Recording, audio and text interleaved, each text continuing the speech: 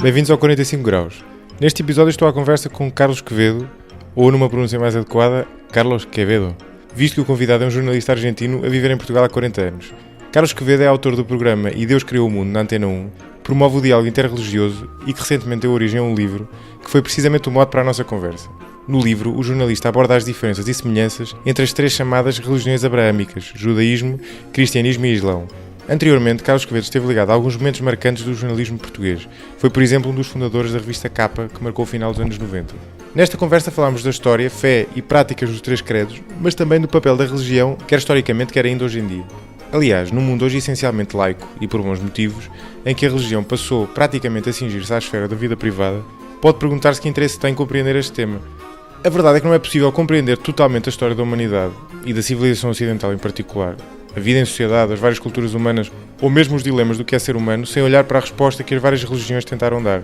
Um europeu e um português em particular, mesmo um como eu agnóstico, partilha inevitavelmente grande parte da chamada cultura judaico-cristã, católica no caso. E se muitas crenças e práticas destas religiões nos parecem hoje anacrónicas, outros valores, e sobretudo as questões que são levantadas, mantêm-se inegavelmente atuais. Mas chega deste introito, que não vos quero cansar para ouvir uma conversa que é longa. A propósito, não temam, porque a vantagem de um podcast é precisamente que pode ser ouvido um pouco de cada vez. Uma última nota apenas para realçar a simpatia do convidado, que alinhou na conversa e que não só me recebeu na própria casa, como insistiu que o tuteasse, como se diz em espanhol, isto é, que o tratasse por tu. Sem mais delongas, vamos então conversar com Carlos Quevedo.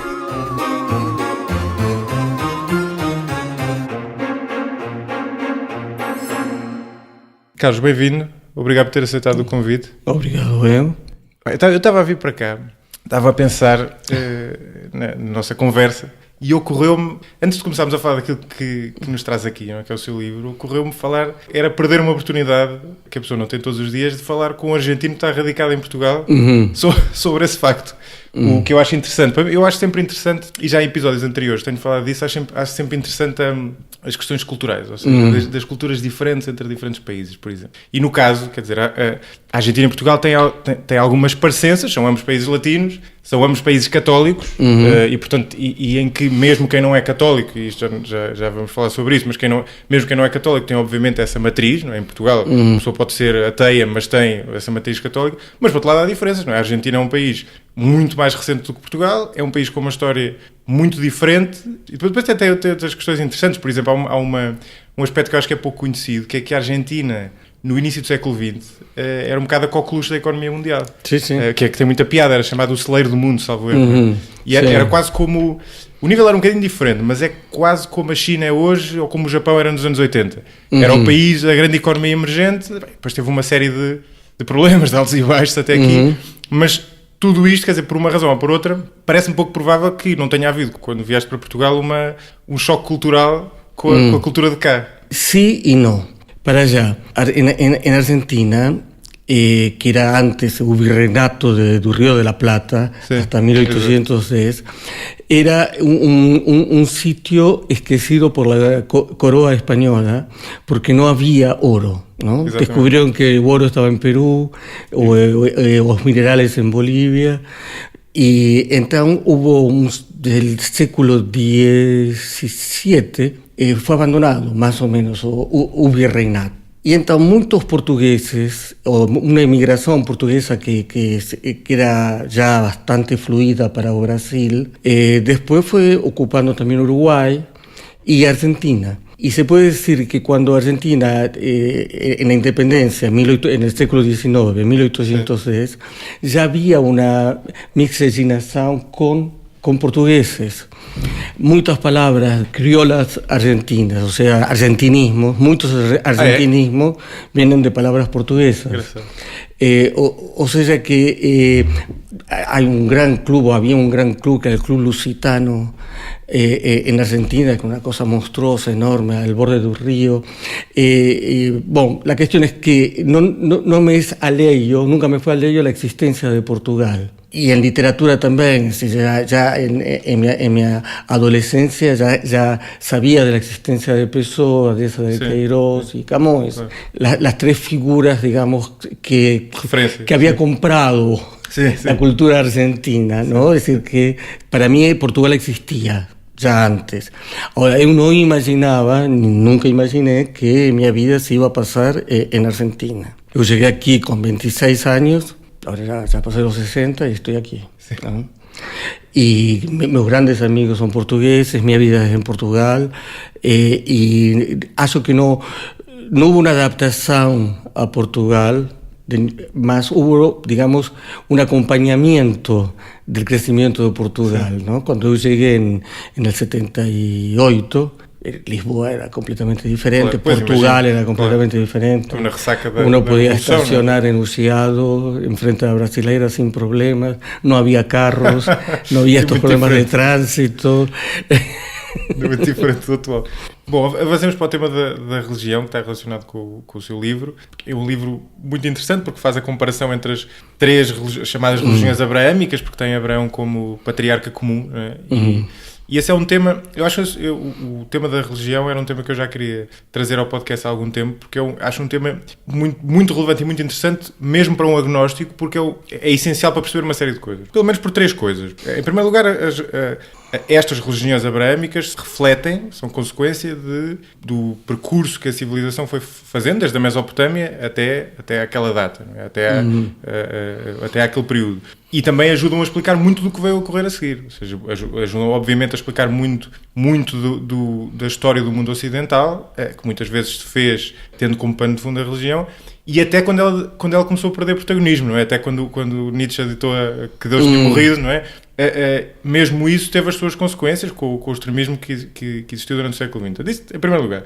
Em segundo lugar, a religião no geral, mas estas três religiões em particular, refletem muito daquilo que é o ser humano e muito daquilo que é ser humano, não é? Há muitos dilemas morais, a questão da morte, a questão da relação entre as pessoas e a necessidade de estabelecer um tecido social, quer dizer, tudo isso são dilemas que existiram e existem e estão presentes na religião, depois podem estar mais ou menos bem resolvidos, mas estão lá. E em terceiro lugar, sem querer ser demasiado estruturado, mas isto era aquilo em que eu estava a pensar, em terceiro lugar, a religião, embora tenha perdido muito terreno nos últimos anos, em parte pelo ateísmo, mas o ateísmo contemporâneo já vem desde o século XVIII, não é? desde Voltaire e afins, mas até mais pelo aquilo que o Carlos chama, salvo erro, o apateísmo, não é? Que é mais passivo, não é? O que é normal, que é no fundo não ter essa necessidade, não é? Mas se é verdade que tem perdido esse terreno, também é verdade, também são verdade pelo menos duas coisas.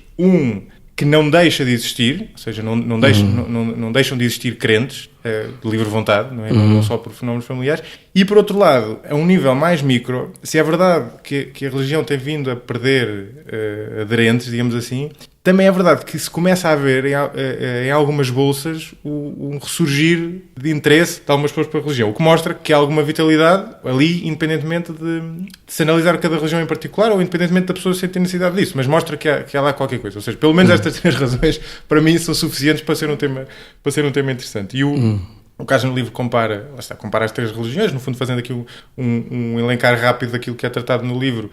O livro é de leitura muito fácil, compara as três religiões, portanto, compara o judaísmo, que é mais antigo, com o cristianismo católico, né? O protestante acaba por ficar de fora, e por acaso também gostava de falar sobre isso, e depois finalmente o Islão, e depois acaba por pegar uma série de temas que são transversais a todos eles, e no fundo perceber como é que eles lidam, quais são os desafios contemporâneos. Começando pelo judaísmo, apenas, quer dizer, por ser a mais antiga, mas também porque eu tive a Esther Musonico como convidada e na verdade nem falámos muito da religião, falámos mais do ponto de vista do judaísmo, mais dos judeus enquanto povo do que da religião em si, mas acabámos por falar também de uma série de coisas ligadas com a religião e que são interessantes. Por exemplo, uma delas tem que ver com o facto do rabino, por exemplo, ser muito diferente de um padre. Há pelo menos duas diferenças, não é? O padre é o intermediário com Deus, por um lado, pelo menos no catolicismo, no cristianismo protestante é diferente, e depois o padre é o sacerdote, não é? É nomeado, enquanto o que ela explicava, que eu achei engraçado, e não sei se essa é a tua experiência também, falando com os judeus para este livro, que é a relação com o rabino é muito mais de um contrato, quase um serviço que o rabino está a prestar. O rabino é um sábio, não é? Mais um sábio do que propriamente uma autoridade religiosa como o sacerdote, e o que ela dizia, que eu achei engraçado, é se a comunidade que contratou o rabino, salvo seja, não estiver contente com ele, despacham. Enquanto com o padre é mais ou menos impensável fazer isto, a não ser num caso extremo e não é diretamente. Es correctísimo, sí. Sí, son las comunidades digamos que contratan a un rabino. Un rabino, incluso la palabra rabí, viene de una variación de la palabra sabio. Ahora, un rabí tiene una preparación religiosa, más sobre todo lo que tiene son estudios bíblicos y talmúdicos. Eso significa que el rabino es la referencia cultural y jurídica, como religiosa, para la comunidad judía. Hay, digamos, una especie de código civil judeo con sus propias leyes que, por ejemplo, el casamiento es el contrato que también se hace en la Iglesia Católica. El rabino ahí es más un notario, porque especifica el contrato feito entre ambas partes, asina y con las testimonias prueban que este es un casamiento legítimo según la ley judaica. En el caso del catolicismo, un padre es apenas una testimonia. Ni siquiera es notario y es solo la testimonia.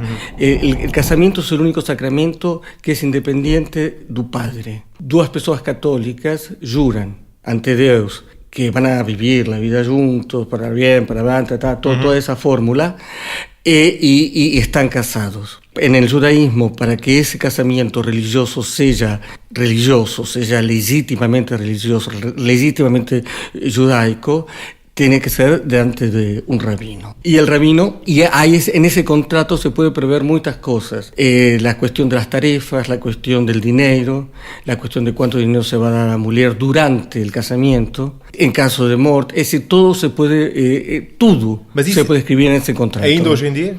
Sí, ahora, hoy en día hay más o menos un formulario estándar. Exacto. Que difiere de acuerdo a las diferentes comunidades judaicas, porque el judaísmo portugués y español, que son más parecidos, mismo sí ya tienen algunas diferencias, ya ni hablar con el judaísmo askenazi, es decir, de Europa Oriental, etcétera, etcétera, y esos contratos pueden ser diferentes, no contradictorios, más simplemente diferentes, con preocupaciones diferentes, sí. O con prioridades diferentes. O sea que ese tema está claro, ¿no? Y después, con la escuela del rabino. La comunidad judaica contrata a ese rabino y el rabino se puede cansar de esa comunidad o la comunidad se puede cansar de ese rabino y pronto hay una separación y hay que procurar otro rabino. Acá en la sinagoga de Lisboa hay un problema porque hace 15 años que no hay un rabino. Porque no se ponen de acuerdo con el rabino. Hubo uno que ficó durante muy poco tiempo, ficó un par de años, después se fue embora, ahora están en contrataciones con otro.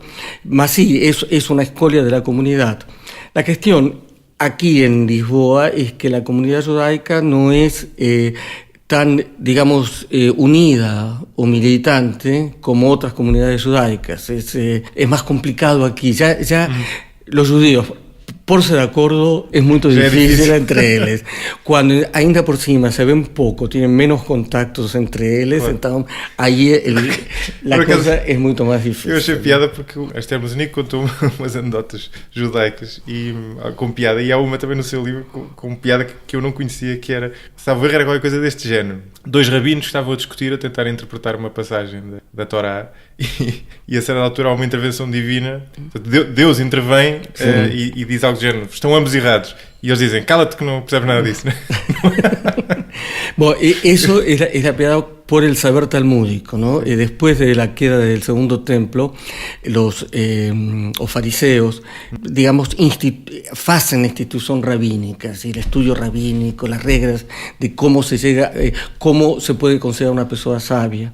A partir de ese momento hay toda una especie de registro de todos los problemas que acontecen en el día a día y en el cumplimiento de la ley, porque una vez que ya no existía el segundo templo y comienza la diáspora, sí, había cosas que había que resolver, porque claro, todo el culto judeo en Israel en la época de Cristo y anterior a Cristo estaba toda relacionada con el templo. Y después ficaron sin templos, y ahí comienza todo digamos, una transformación de las tradiciones judaicas. Y hay que surgir sinagogas, ¿no?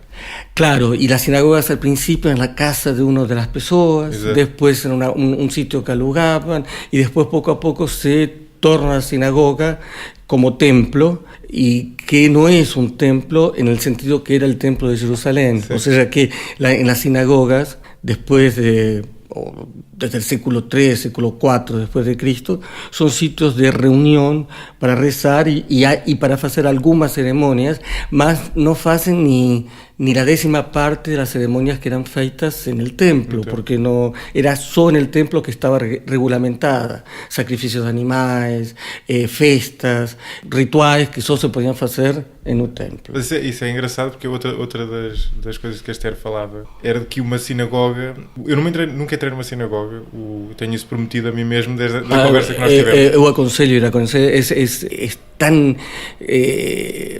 como dice, provoca tantas emociones entrar en la sinagoga, porque vemos que es un sitio escondido, sí. Ainda, se mantiene esa cosa. Después las placas de agradecimiento, la última vez que tuvo Rabí, antes de ser asesinado, estuve en Lisboa, en una placa que marca ese sí. Acontecimiento, y meses después foi asesinado em Israel. É muito emotivo. Quer dizer, é algo que tenho quase vergonha disso, mas a pessoa tem que admitir aquilo porque não faz sentido nenhum. Quer dizer, é uma experiência que deve valer a pena. Mas isto para dizer, portanto, eu não estou a falar de experiência, mas daquilo que ela contou, que eu achei graça, que uma sinagoga é muito diferente de uma igreja, porque é um espaço muito menos solene do que é uma igreja, é um espaço muito mais barulhento, é mais um espaço convivial, não é? As pessoas estão lá a falar, estão a discutir, enquanto que uma igreja em Portugal, mesmo numa aldeia, é um espaço solene, é um espaço onde não se fala alto, é um espaço até com uma disposição das coisas, que tudo aquilo remete para a solenidade. Eu achei interessante ela dizer isso. E uma característica interessante do judaísmo é que o judaísmo parece-me ser, e do seu livro, eu já tinha essa impressão, e do seu livro transparece isso também, é que parece ser das 3 religiões abraâmicas a mais interpretativa, não é? Aquela em que a hermenêutica tem um peso maior. O que também lhe dá uma grande flexibilidade. Por exemplo, o Islão parece ter o problema oposto, não é? Porque o problema é, como o Alcorão é a palavra de Deus, o que eles creem é que aquilo foi ditado por Deus a Maomé ou pelo anjo Gabriel, mas na prática, vindo direto ou praticamente diretamente de Deus, o espaço para a hermenêutica é muito menor. Enquanto que no judaísmo há um espaço enorme para a hermenêutica, para a interpretação, e aquilo é quase a vitalidade do judaísmo está muito aí, não é? Sim, mas não só na sinagoga. Nas sinagogas podrán discutir, sí, sin duda, que puede ser un sitio barulhento, mas la discusión primero es entre rabinos, ¿no? Esa es la discusión, cuando la discusión pasa intelectual, no es intelectual, es mismo ritual o mismo pequeñas cosas, ¿no? Pequeñas decisiones justamente de la justicia religiosa. Tal persona me robó tal cosa y no me la quiere devolver, más me la puede pagar, pero yo no quiero que me la pague, quiero que me devuelva. Cosas así. Jurídicas, sí. É que o judaísmo é muito jurídico, não é? Quer dizer, tem um... Y sí, ellos hicieron la civilización danada, digamos así, sí. ¿No? Porque de una tribu que estaba a ser explorada en la Babilonia o en Egipto, ellos propios tenían que tratar de sus propias leyes, y entonces poco a poco se fue haciendo estas leyes, y los famosos, los tales 10 mandamientos, que son como 300 en la Torá, hay una cantidad de regulamentaciones, de distancias, de medidas, de cosas, que después poco a poco se fueron adaptando, obviamente. Y no solo fueron adaptando por causa que los tiempos mudan, mas también adaptándose porque en esa diáspora, como tenía dicho antes, las poblaciones judaicas en Europa Oriental, en la Rusia, eran diferentes de las sefarditas en la península ibérica y en el norte de África, y diferentes a su vez más lejano Oriente, donde también había comunidades. E para o sul da África, exatamente. Claro, e então tudo vai em discussão. E em Israel, hoje em dia, continua a ter alguns problemas por causa disso. Não é? Porque é difícil integrar comunidades que se tinham cindido há largas centenas de anos. Claro, sí, sobre todo, por ejemplo, la comunidad etíope, ¿no? Exatamente. Que todos muchos problemas porque, por ejemplo, la poligamía existe, es decir, no es abolida en la Biblia, la poligamía. Lo que pasa es que por el uso y las boas costumbres, la monogamía es digamos, que está instalada, mas solo se prohibió la poligamía en Israel en los años 70. Y eso era porque con los etíopes que venían todos los que venían de Oriente, sí, con mucha polidez, la cosa comenzaba a ser ya, no tenía discreción, digamos. Claro. No, es difícil, es difícil. Sí, y es muy difícil. Es la cuestión de la vida, ¿cómo es que se llama? La interculturalidad. Exacto. La interculturalidad, uno dice, musulmanos y cristianos o lo que forma, más dentro de la propia religión hay interculturalidad. Los cristianos consiguieron una solución simple que es la autoridad papal. Exacto. Ahora, con el judaísmo tiene solo un libro. Entonces, cuando falta alguna cosa en un libro, hay que discutirla. Y eso es uno de los elementos que encontramos en un Talmud, que son centenas de libros, donde se hablan de todas las discusiones que tuvieron. Sí. Y hay una cosa que puse en el libro que a mí me fascinó, que cuando hay una propuesta, no es votada, es decir, no gana la discusión, fica registrada cuál fue la propuesta que perdió, que es como una especie de respeto a la disidencia. Es decir, no se puede hacer, como dice aquel señor, que dice tal cosa y tal otra. Se hace de tal modo, más se pone aquello que no fue aprobado, que es un poco como una memoria futura, es decir, esto, si calhar algún día nos puede servir. O que eu acho fascinante é que é extremamente contemporâneo, não é? Claro, sí, es la cosa de cuando fue Mahomet que comenzó a hablar de la religión de un libro, ¿no? O por lo menos se supone que fue la primera persona que definía el judaísmo con la religión de un libro. Y lo que es cierto que la discusión, la reflexión sobre los textos sagrados es indisasociable de la tradición judaica. Exacto. Y fueron ellos, ¿no? En los inicios del cristianismo existe la misma tradición. Cuando después de la muerte de Cristo, San Pablo comienza a organizar la cosa, después hay inmensas disidencias. Y todo el século, los 3 primeros séculos del cristianismo, es una historia así, por veces sanguinaria, por veces de una sutileza intelectual sorprendente, porque se discutía todo. Porque es la cosa de cómo es ser un buen religioso. Los judeos encontraron que la manera de ser un buen judío es cumpliendo la ley del libro, y cuando hay dudas, ser discutida por los sabios.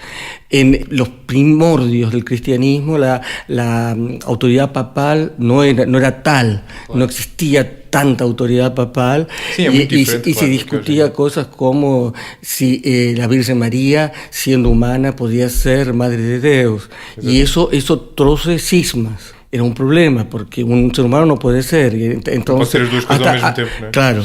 Y lo mismo con Jesús. Jesús fue Dios desde que nació, pero si era hombre, entonces, es decir, todo se discutía mucho al principio, y eso yo que también tiene que ver con las orígenes judaicas, de discutir para saber cómo se cumple mejor la palabra de Dios, que es una buena intención que puede dar para el desastre, ¿no? E o cristianismo, a Bíblia demorou largos séculos, a Bíblia aqui falo no Novo Testamento, não é? Naquilo que a distingue do judaísmo, demorou largos séculos a ser compilada, não é? Porque a Bíblia, o Novo Testamento, é uma espécie de antologia de textos, é uma compilação de textos que deixa alguns de fora, integra outros, não é? Eso es una cosa muy complicada que yo prefería no tocar, porque no solo por mi ignorancia, sino porque hay muchas dudas que se ponen, ¿no? Por ejemplo, ahora está muy de moda una traducción de la Biblia de Federico Lorenzo, ¿no? Sí. Ahora, ¿qué es lo que está ahí a hacer? Está simplemente a hacer la Septuaginta, que es los libros traducidos del hebreo al latín, los evangelios en griego, disculpa, los evangelios en griego. No, disculpa. Pero todo estaba al griego, disculpa. Todo del hebreo al griego, los libros de la Torá y el resto, y los evangelios. Ahora, si bien en los libros judaicos hay una antigüedad que más o menos los certifica o le da, digamos, una característica, una propiedad de autenticidad. Con la cuestión de los evangelios es mucho más complicado, porque muchas cosas fueron escritas escritas como las epístolas de San Pablo, pero hay mucha cosa que fue escrita 2 séculos después de Cristo, como los evangelios. Varios relatos da mesma coisa, y eso es muy complicado. Es decir, acho que la Iglesia Católica fez bem de decir, bueno, basta, no se discute más cuáles son los textos, son estos, y se acabó, claro. ¿No? Porque si no era una discusión eterna. Claro. Uhum. Não, mas essa era aquilo que dizias há pouco, essa discussão existiu no início, depois deixou de existir, embora continue a haver também grande interpretação teológica no cristianismo e no catolicismo em particular, e alguma tentativa de encontrar ali alguma flexibilidade. Mas voltando àquilo que estávamos a falar há pouco, fazendo agora a ponte para o Islão, o judaísmo tem esse lado fascinante, desse lado interpretativo e quase jurídico, né, como nós falávamos há pouco, que é interessante porque, entre outras coisas, aquilo está a criar, e é aquilo, uma das coisas que iam de explicar como é que um povo, quando consegue sobreviver, manter uma cultura na diáspora durante quase 2000 anos, é que aquilo cria instituições, não é? Eu digo que é muito contemporâneo porque as instituições são exatamente aquilo que dá corpo às sociedades avançadas. As sociedades avançadas são aquelas que têm maiores instituições. Isso é algo que eu acho muito interessante. Relativamente a essa questão da flexibilidade dos textos em que se baseia, o Islão parece, aquilo que eu falava há pouco, era ser um texto muito mais rígido, lá está, porque é a palavra de Deus, e isso... Embora também no Islão existam interpretações flexíveis e mesmo aqueles versículos mais polémicos dá para contextualizar. Há aquele muito conhecido da relação do homem com a mulher, que diz que o homem, no fundo, por linguagem simples, se ela se portar mal, ele lhe deve bater, mas depois a palavra usada também tem muitas traduções, mas como aquilo é a palavra de Deus, é difícil fugir disso, embora haja algum trabalho nesse sentido. Mas também é fácil de perceber, do lado do Alcorão, é fácil de perceber onde é que está a origem do extremismo, por exemplo. Porque, enquanto o judaísmo tem quase intrinsecamente essa interpretação, no Islão ela não está dessa maneira tão arraigada e, portanto, pode haver comunidades, como existem, que interpretam o Alcorão literalmente, não é? E ao interpretá-lo literalmente e ao adaptar aos dias de hoje algo que foi escrito há 1400 anos, 1500 anos já, dá aso a esse tipo de extremismo. Aliás, há uma coisa que este é um episódio, um detalhe com piada. Eu não sei se alguma vez ouviste isso, mas eu apanhei isto num programa americano do Farid Zakaria, que é um jornalista americano.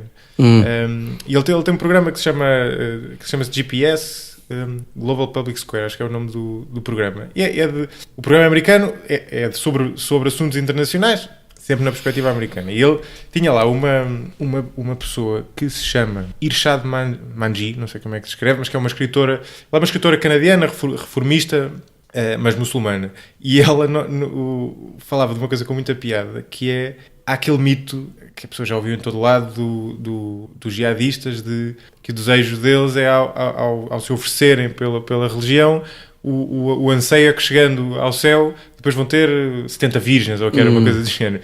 E o que ela diz, baseado num trabalho de um sábio muçulmano, primeiro, isso não está no Alcorão em lado nenhum. Isso não está em lado nenhum no Alcorão de todo. As promessas que existem no Alcorão, aliás, isso vem no seu livro, sim, é de um ambiente paradisíaco depois da morte, mas nenhuma descrição das 70 virgens. E o que está em alguns escritos, e que foi traduzido, que pessoas traduziram erradamente como virgens, originalmente não era virgens, mas sim passas de uvas. Eram? Passas de uvas. Passas de uvas. Que não tem nada a ver, não é? Morrer por 70 passas de uva parece pouco, não é? parece uma coisa pequena, não é? Eu não sei se é verdade ou não, mas achei... Bueno, eu sei que no Corán no están lo de las 70 virgens, están en otros textos. Después hay comentarios, está el Hadith o Hadith, que es el libro jurídico musulmano, y también la vida del profeta, que son las testimonias sobre la vida del profeta, donde hay muchas cosas que eu no li, mas hay muchas cosas que se utilizan tiradas de esos libros. Ahora, lo que es cierto es que la discusión es menor, ¿no? Y que en el Corán hay una parte, digamos, de apelo al obelicismo e outra parte que é mais ou menos mais pacífica. Mas essa parte, desculpe interromper, mas o apelo ao belicismo que existe no Alcorão é maior ou é comparável ao que existe nas outras religiões? A minha intuição é de que é maior, mas não tenho certeza disto. No, es mayor, pero también hay que contextualizar, porque claro. Israel se forma, digamos, en un mundo pagano, ¿no? Pero sin enemigos religiosos. Eran enemigos políticos o enemigos territoriales. En concurrencia. ¿No? Sí, o sea que hay que luchar contra los filisteos, más porque nos quieren tirar tal cosa, más no es una cuestión teológica o religiosa. ¿No? El cristianismo no comienza a luchar contra la religión mai, que sería el judaísmo, sino que hasta en las primeras décadas o en el primer século hasta se utilizaban las sinagogas para encontrarse los cristianos. O sea, y ya estaba, y ahí está la revolución del cristianismo, es que ya hay una exigencia pacífica, ¿no? Es decir, no se puede amar a Dios si no se es pacífico. Amar al próximo. Y entonces de pronto puede haber metáforas o analogías guerreras, mas no, de ninguna manera apela, no hay una palabra que possa decir que mismo apela a la violencia. El Islam, cuando aparece, tiene varios enemigos. Un enemigo que sería la tal interculturalidad, porque estaba rodeada de cristianos y de judeos. Y, por otro lado, estaba rodeada de enemigos declarados, que eran todas las tribus politeístas. Y se tenían que defender, y entonces esas tribus politeístas tenían sus territorios, y entonces no aceptaban que entrasen los seguidores de Mahoma a esos territorios. O sea que había un estado de violencia. ¿No? De conquistar los espacios. Claro. ¿No? Después hay una teoría que eu gosto mucho, que dice que Mahoma escribió parte del Corán en Medina, y ahí era una zona pacífica y que no había ninguna amenaza inmediata. Mas cuando fue a Meca, ahí estaban los enemigos que no querían que él se instalase sus seguidores. Y entonces la parte, digamos, la parte violenta del Corán está toda escrita pensando en el peligro inmediato y presente de aquella altura, que eran las tribus politeístas y las invasiones y la territorialidad. Y la cosa interesante o que complica más todo esto es que así como en la Biblia tenemos una secuencia más o menos cronológica de los acontecimientos, Génesis, Éxodos, Levíticos, y después están los Evangelios. Pues, el Corán no. Sí, en el Corán no. El Corán está en el orden de mayor a menor. Los mayores textos son los primeros y los textos más cortos son los últimos.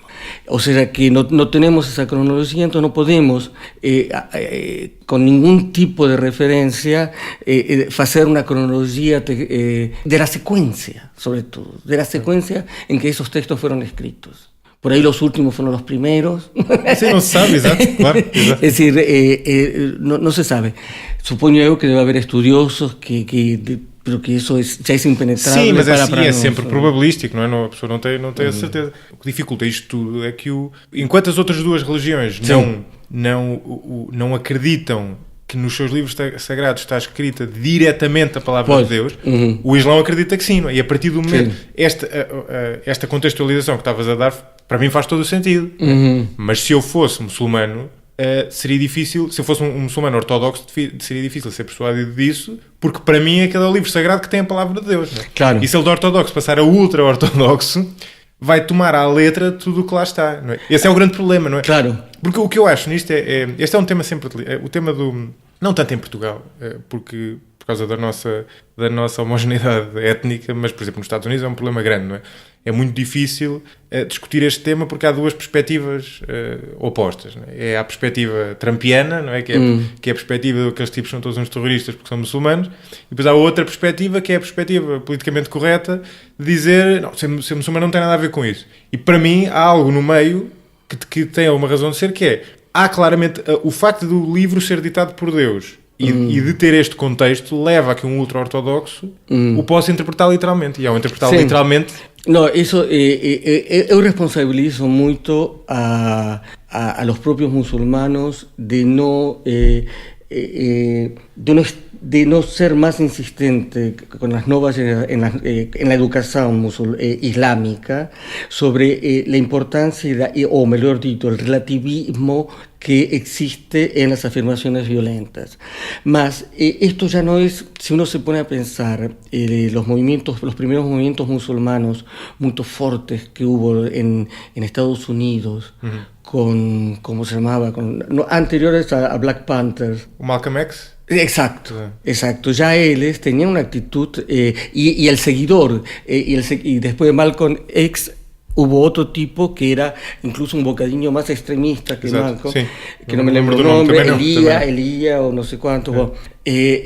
Aprovechaban un poco el apelo, no el apelo a la lucha, más el sentirse perseguidos y discriminados, y que había que luchar contra la corrupción exterior, es utilizada para la comunidad americana como una forma de unidad dentro de un Islam americanizado con problemas de negros, ¿no? Es decir, con problemas de discriminación racial. Exactamente. Y identificar la discriminación racial con la discriminación musulmana fue una invención musulmana americana. Exacto. ¿No? Porque hay muchas comunidades musulmanas americanas ya había en aquella altura que eran completamente pacíficas, no tenían nada que ver con eso. Claro.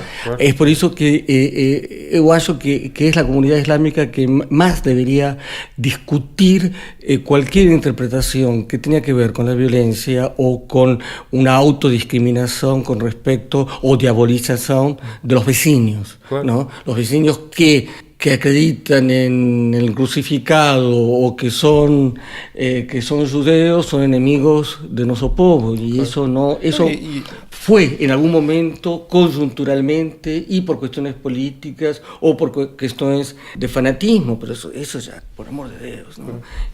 Con tanta información tiene que servir para alguna cosa, sí. ¿No? Que ¿dónde están las redes sociales cuando precisamos de ellas? Exatamente. ¿No?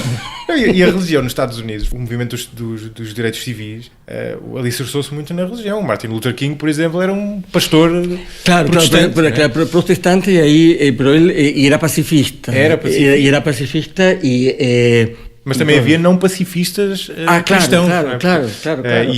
Pero ahí hay que dar también la violencia con que existía la segregación racial en los años 60 en Estados Unidos, en los años 50 y 60, o de antes con el Ku Klux Klan, que fue a principios de 1900, ¿no? Sí, en principio del século... Sí, o fines del século XIX, no importa. Antes disso, eso provoca una reacción, obviamente, y ahí no se puede, digamos, culpabilizar a personas perseguidas de responder con violencia a la violencia, mas es un caso muy claro. Não, o difícil era o contrário, não é? O difícil, por isso o que é notável no que ele fez foi isso. Né? Exacto, que Luther King seja pacifista en medio de tanta barbarie, claro. Mostra uma dimensão maravilhosa. Ele percebeu aquilo tinha o seu quê de estratégico.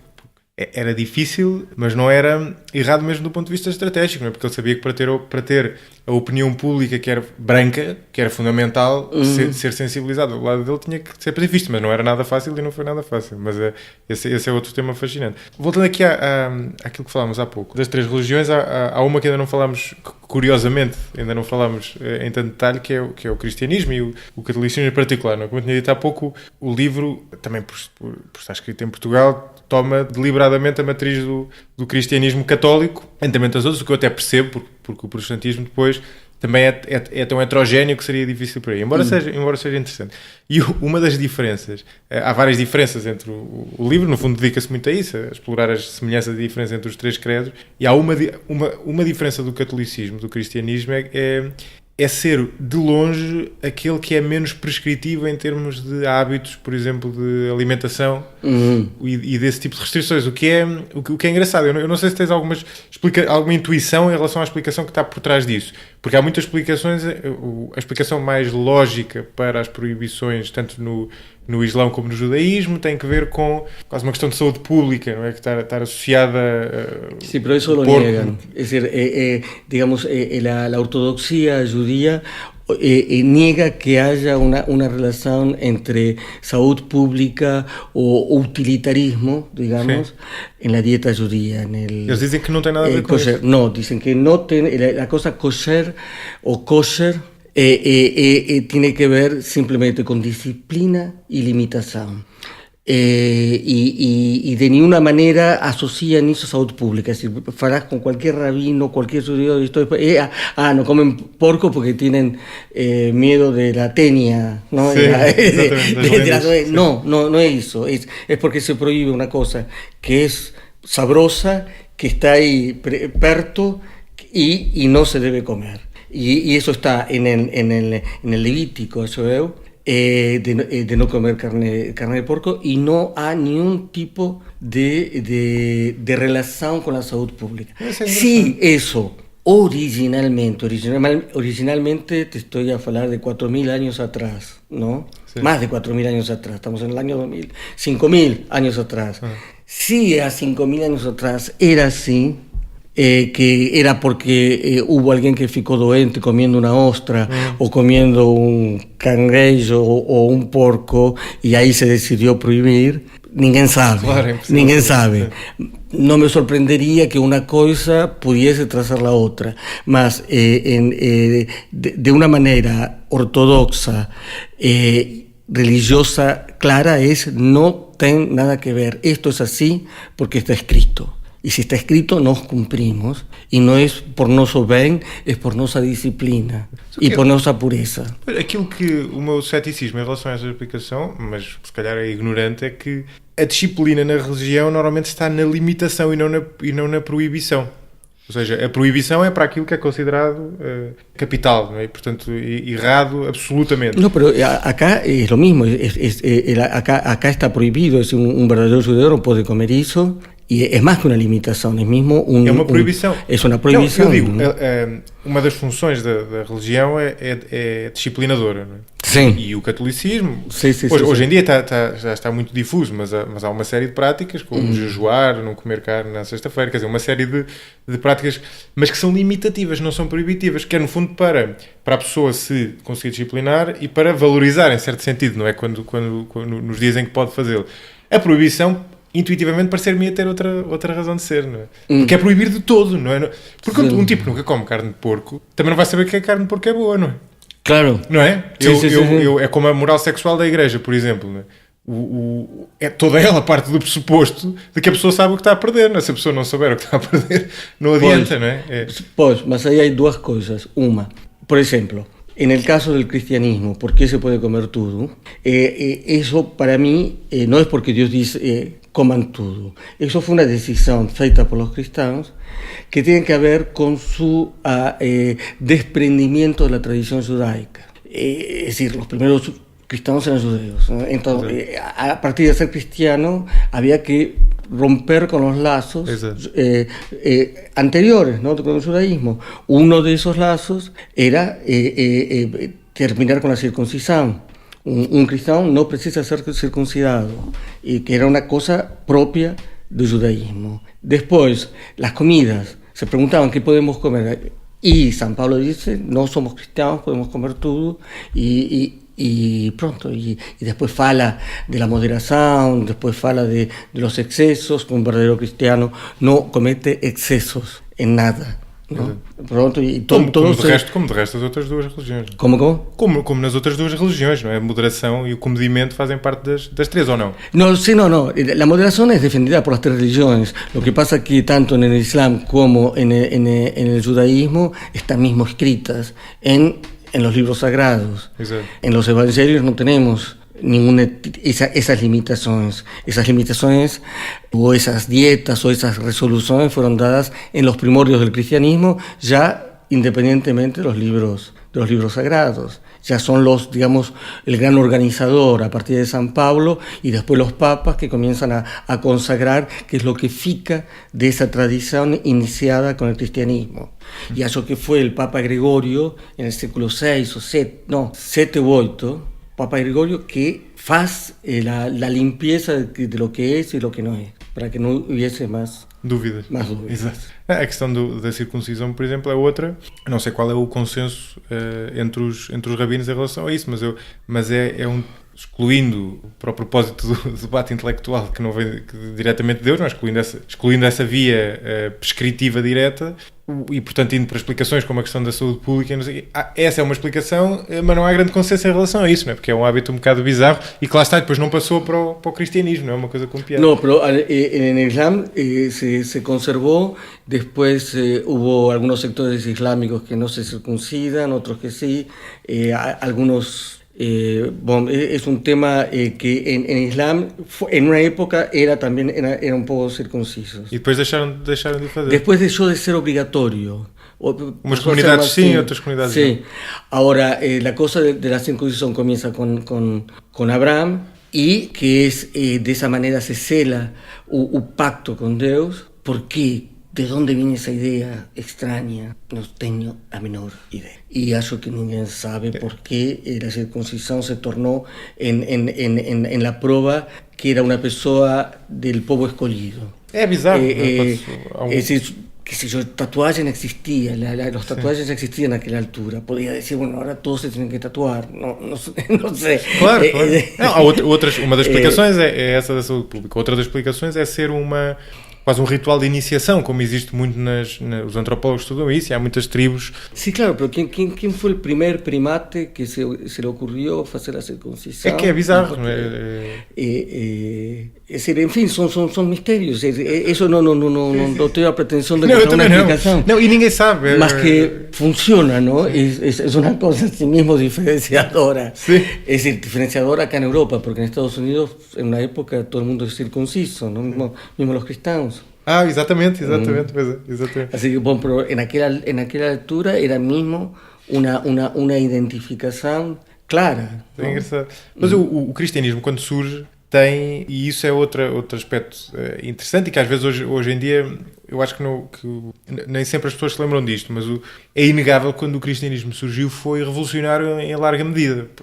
Por um lado, partiu do judaísmo, que ele próprio já tinha sido revolucionário, mas tem uma série de valores, a mensagem de Jesus, abstrair-nos da questão religiosa, do ponto de vista filosófico, do ponto de vista comportamental, é algo que, se hoje em dia pode parecer um agnóstico que é um bocado, que tem muitos anacronismos, que é datada, na altura tinha uma série de coisas que eram revolucionárias, a questão do amor ao próximo, mesmo o papel da mulher, por exemplo, isso vem no livro, o papel da mulher, a velha questão da Maria Madalena, por exemplo, mas o papel da mulher na Bíblia e no Novo Testamento é diferente, não só, e é melhor, não é mais engrandecido e mais igualitário do que a sociedade que existia na altura e até do que aquela que veio a existir depois, Exato, criada sim. até pela própria Igreja já, sim, já sim. Não é? Que é um, sim. que eu acho um fenómeno fascinante. No, hay cualidades así, todas las, cuando falamos que la civilización occidental es judeo-cristã, y es verdad, es judeo-cristã, y a veces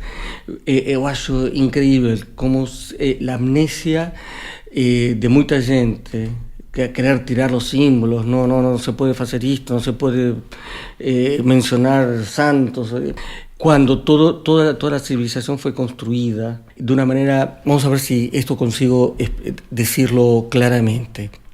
Los problemas filosóficos que los griegos dedicaron 3 séculos maravillosos, ¿no? a tentar definirlos y solucionarlos, muchos de ellos ficaron absolutamente resolvidos con la aparición del monoteísmo, ¿no? El monoteísmo da respostas que la filosofía no consigue dar. Mas era interessante dar alguns exemplos desses problemas que ficaram resolvidos pelo monoteísmo. Por ejemplo, el porqué que estamos aquí, es decir, cuando se fala de que hay una creación divina, es decir, que el mundo comienza por un ser superior, un espíritu organizador.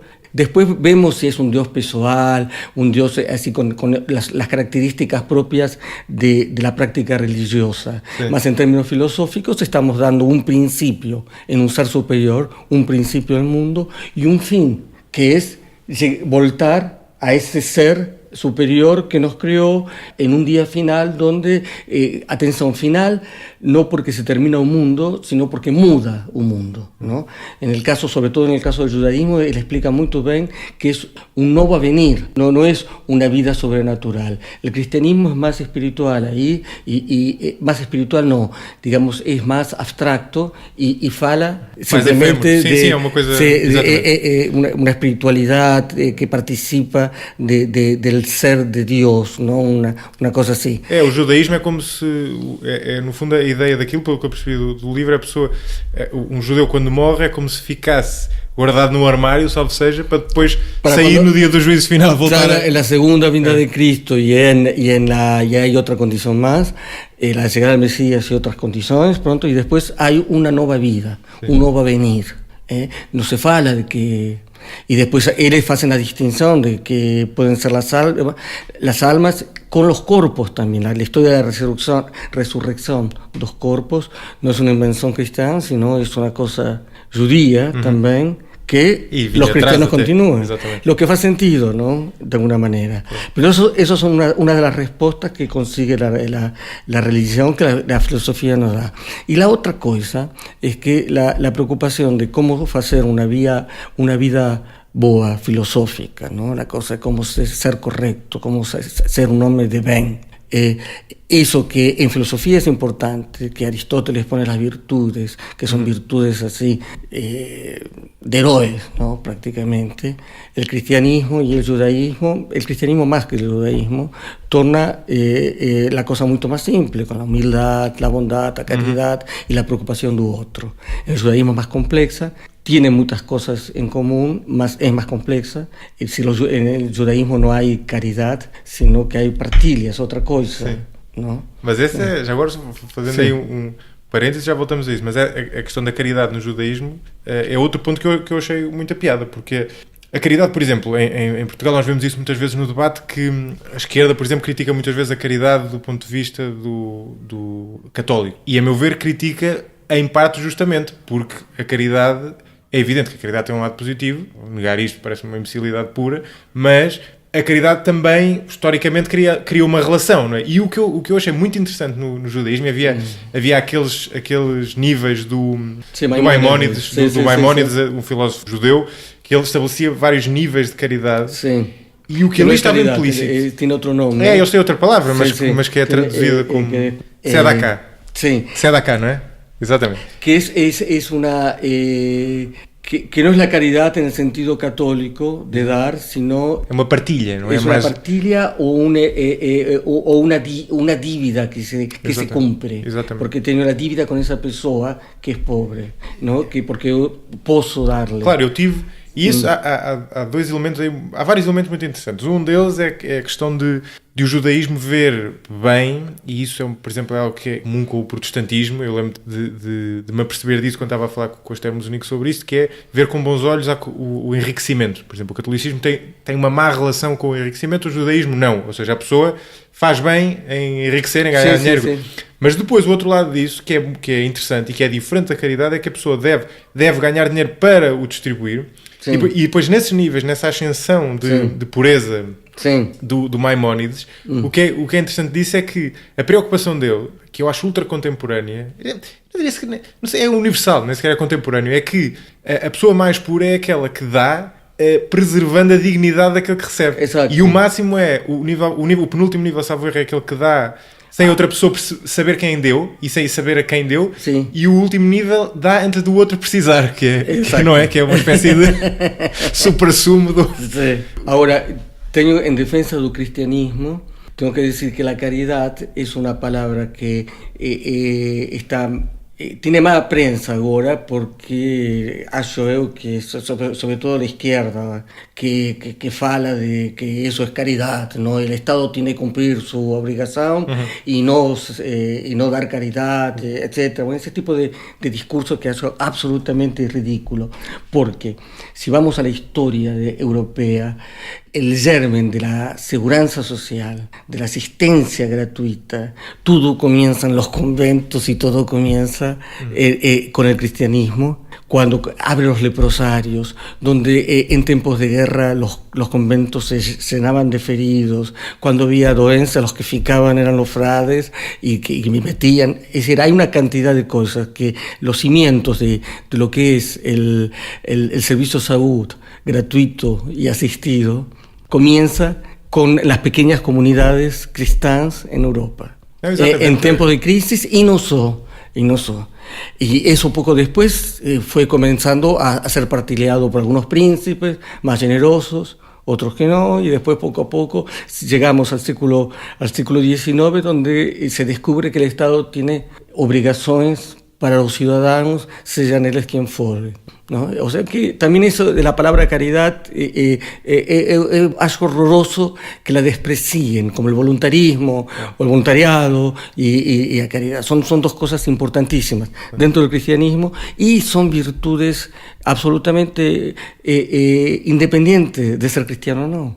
É decir, ser uma boa pessoa é ajudar também aos outros. A questão da caridade, eu acho a crítica que os partidos de esquerda fazem exagerada, mas eu acho que há algo ali que está correto, que é a caridade muitas vezes cria esta relação de dependência, não é? E às vezes, e havia muito, quer dizer, havia... Pero esa relación de dependencia, ¿ves por qué? Dependencia porque se habitúan a ser alimentados por outra pessoa, é uma coisa assim... E é uma solução claramente bem intencionada, mas que não tem preocupação em alterar o estado das coisas. A grande crítica da esquerda é essa. E cria uma relação de dependência em que uns estão em cima, outros estão em baixo. É o lugar de cada um deles, os pobrezinhos lá em baixo, aqueles com posses cá em cima. E havia uma frase conhecida de uma pessoa, tem sido uma família tradicional, que dizia que nas férias brincava aos pobrezinhos e falava nisso. Sim, é obviamente descontextualizado, mas pronto, isto para dizer, para mim essa crítica está parcialmente certa. Agora, é evidente que o modelo que o Estado Social Europeu, por exemplo, é a confluência de duas vias. E uma delas é esta, que é a via que depois deu origem à chamada democracia cristã. A outra via, e igualmente importante, é a via da social-democracia, que no fundo partiu do socialismo, depois o moderou, sim. E teve essa preocupação mais niveladora, não é, de mudar a sede. Eu acho que ambas são importantes e eu discordo, quer dizer, sem ter aqui também provavelmente uma posição muito magnânima, mas discordo tanto da crítica a uma como da crítica à outra. Quer dizer, claramente a caridade por si não chegava, e eu percebo a crítica nesse sentido, mas é evidente que está ali algo de bom, não é? E quando alguns praticavam caridade, havia outros que não faziam nada. E ao estar a criticar quem pratica a caridade, está-se a tratá-lo por igual daquele que não faz nada. Claro. Não é? Daquele que está quieto, não é? E que está a gastar dinheiro ou o que seja, não é? Isso não faz sentido nenhum. Mas enfim, mas falaste num ponto interessante, a questão dos gregos e no fundo de todos aqueles temas sobre os quais os filósofos gregos tinham debruçado e que a religião no fundo resolveu.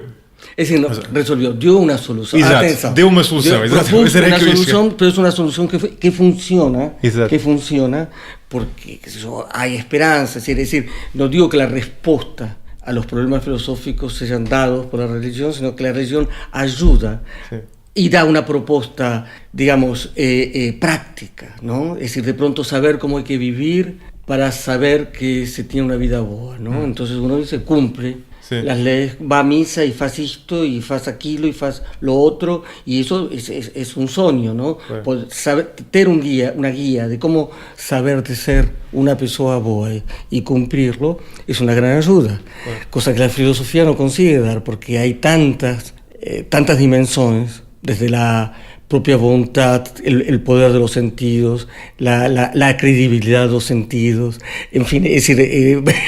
Es decir, há muita coisa. E embora eu acho que havia várias escolas filosóficas, mas não conseguiam ter o peso de uma religião. O que é interessante, olhando para trás, isto é uma análise muito superficial, mas o que me parece é que quando surgiram estas religiões monoteístas abraâmicas, que no fundo estão na matriz do mundo ocidental no sentido lato, aqui incluindo o Islão, portanto excluindo no fundo o mundo oriental, que é outra realidade completamente diferente. Elas fizeram uma coisa boa e uma coisa má. Fizeram uma coisa boa porque deram essa resposta e no fundo criaram uma moral que incutiu nas pessoas princípios que obviamente nem toda a gente seguia e não tiveram muito longe de ser seguidos por todos e ser bem seguidos muitas vezes, mas foram essenciais para uma moral que nós hoje em dia partilhamos e reconhecemos como boa. E que lá está, não existia, porque no período clássico havia várias filosofias, mas nenhuma delas se tornou dominante dessa forma, não é? E cada uma delas tinha as suas conclusões e tinha o seu modo de estar, mas não se tornou dominante. Mas por outro lado, ao dar essas respostas, claro que era uma resposta, mas ao dar respostas, fechou muitos campos de diálogo, não é? Que só voltaram a abrir-se, exceto com uma ou outra personalidade fora de série, voltaram a abrir-se na altura do iluminismo, não é? E até aí tiveram mais ou menos fechados, porque já estavam respondidos, não é? Eram questões que já estavam respondidas. Claro, pero también antes do iluminismo temos a Spinoza, temos a Santo Tomás. Não, era exatamente o que eu ia falar, são exceções. Temos assim pensadores terríveis, sobretudo por la época em que vivia, onde havia um monopólio. Mas católico. Nós hoje em dia olhamos para eles como pessoas excepcionais e que à frente do seu tempo, mas a influência deles na altura não foi suficiente para... No, claro, no, lo que proponía Spinoza primero era muy difícil de comprender, segundo estaba entre el panteísmo y una especie de Dios somos todos de alguna manera, una cosa así muy difícil, ¿no? Pero muy sofisticada al mismo tiempo. Y después está San Tomás de Aquino que faz así esa pirueta maravillosa de poner Aristóteles a encajar con el cristianismo o el cristianismo encajar con Aristóteles, que puede ser no lo suficientemente rigurosa, más sin duda fascinante, porque consigue meter la tradición griega dentro de la nueva era cristiana. E é isso que dá... exactamente. Que abre a grande porta, não é? Sí. Que estaba fechada até aí, y después había otros que también eran grandes pensadores, Giordano Bruno, que morreu na fogueira. Eu gosto muito da estátua dele que está em Roma, por acaso. Acho que tem uma carga muito grande. Ainda por cima está virada para o Vaticano. Até desafiadoramente foi a deles quando fizeram isso.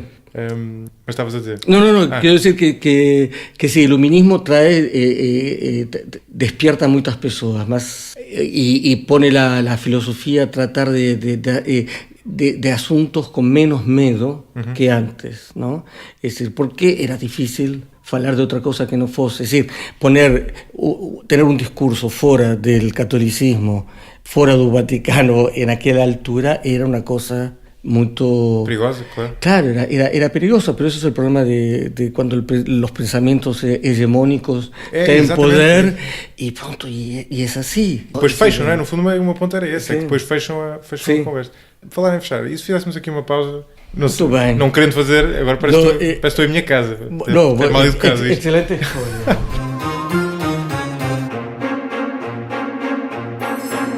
Bom, tivemos aqui uma pausa estratégica para beber um gin.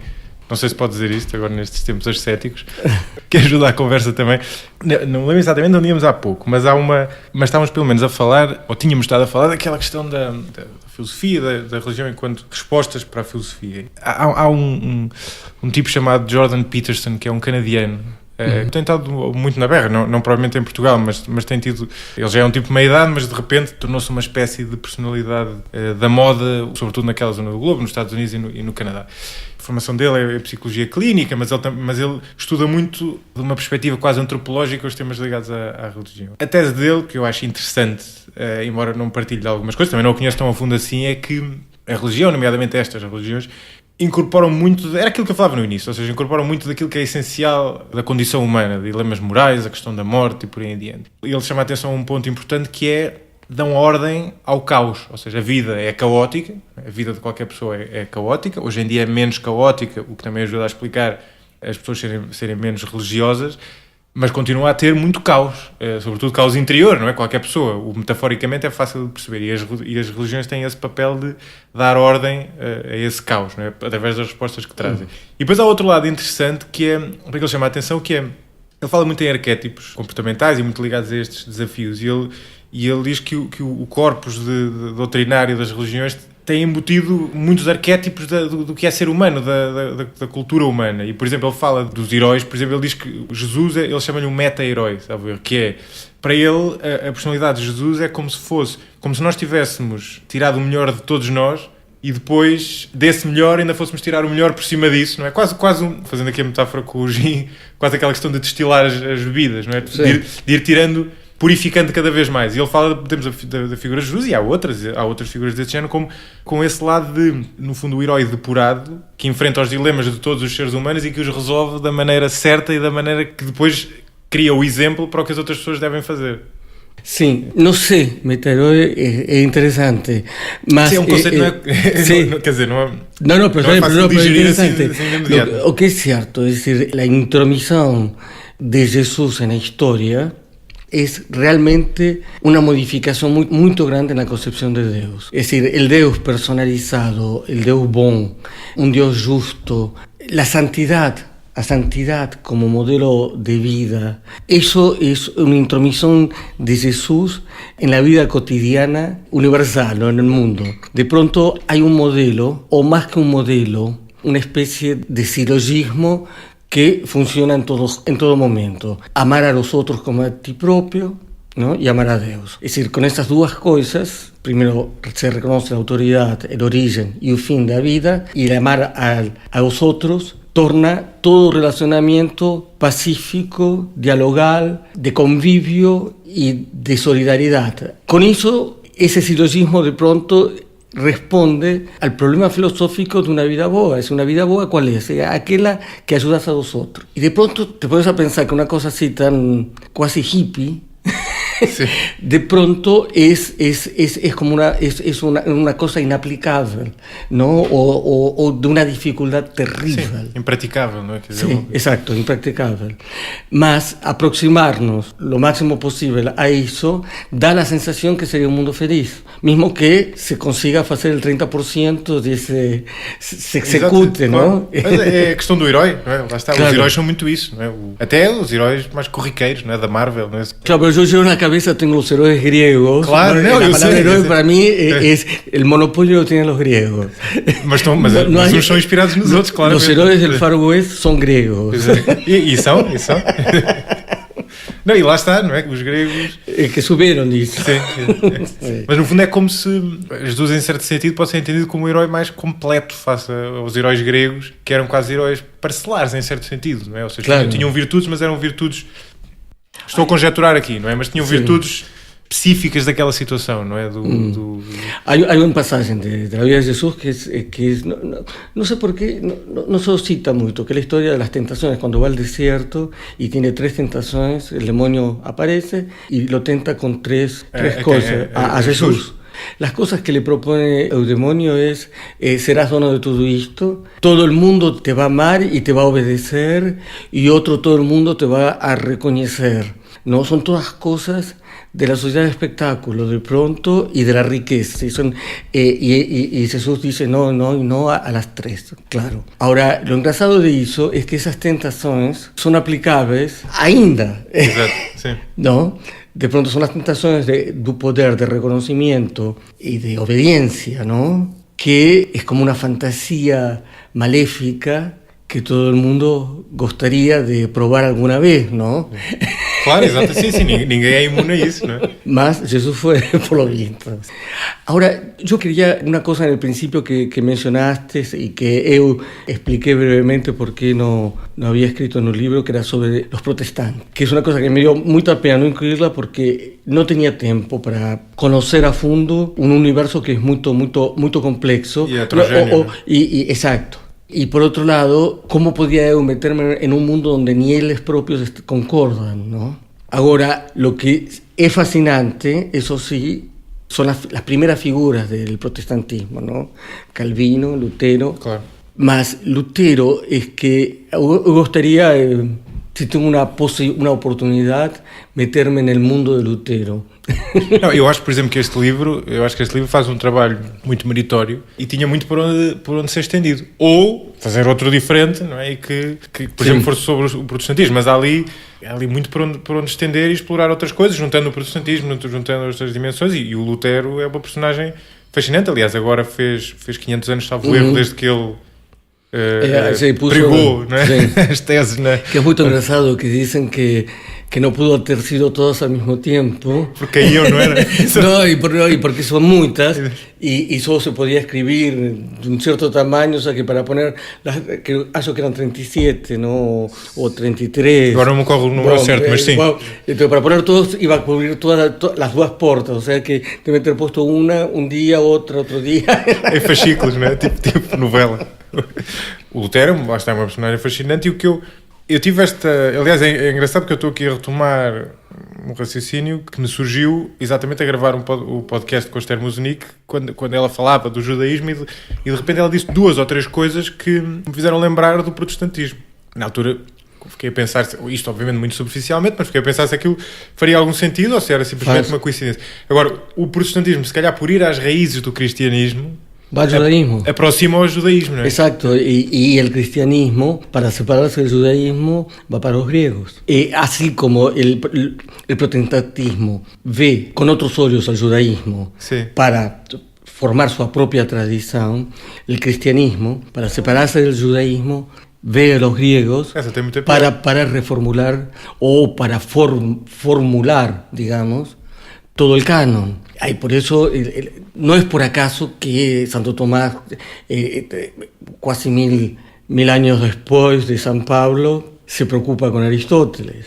Mas é engraçado, nunca tinha pensado nisso. Ahora, el cristianismo tiene sangre griega. Uhum. Mas não desde sempre, ou seja, isso não, o que estás a dizer é que essa busca surgiu na altura da Contra-Reforma, não é?